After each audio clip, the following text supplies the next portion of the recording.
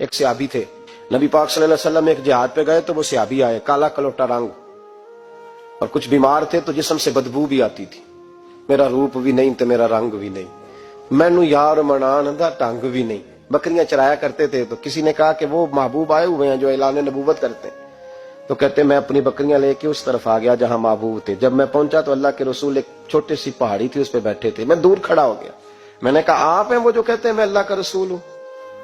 تو کہتے ہیں محبوب نے فرمایا دور کو کھڑے ہو، نیڑے آؤ میں بتاتا ہوں میں ہی اللہ کا رسول ہوں۔ تو کہتے ہیں میں نے کہا نہیں، میرے جسم سے بدبو آتی ہے، مجھے تو میرے اپنے پاس نہیں بٹھاتے، پسینہ آتا ہے تو بدبو نکلتی ہے، حضور میں نہیں قریب آتا۔ کہتے ہیں محبوب اٹھ کے کھڑے ہوئے، حضور قدم آگے بڑھاتے تو میں پیچھے بڑھاتا، حضور آگے میری جانب چلتے تو میں پیچھے ہوتا۔ فرماتے ہیں محبوب تیز دوڑے اور میرے قریب آئے تو نبی پاک علیہ السلام نے مجھے بغل گیر کر لیا۔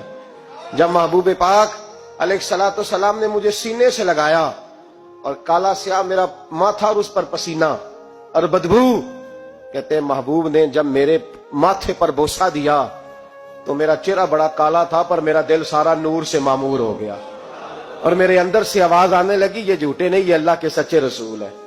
فرماتے میں کلمہ پڑھ گیا۔ محبوب سے کہا حضور بکریوں کا کیا کروں؟ فرمایا جس کی ہیں ادھر ہانک دے وہ لے جائے۔ کہتے ہیں بکریاں چلی گئیں، میں نے کہا میرے لیے کیا حکم ہے؟ تو حضور نے فرمایا یہ تلوار ہے، وہ گھوڑا ہے، وہ میدان ہے، جہاد کر۔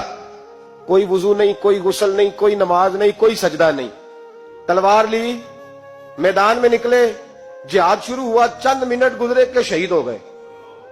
صحابہ کہتے ہیں اللہ کے رسول ان کے سرانے کھڑے ہوئے، حضور کی آنکھوں میں آنسو، فرمانے لگے یہ بندہ دیکھو اس نے عمل تھوڑا کیا ہے پر اجر زیادہ لے گیا ہے، عمل تھوڑا کیا پر اجر۔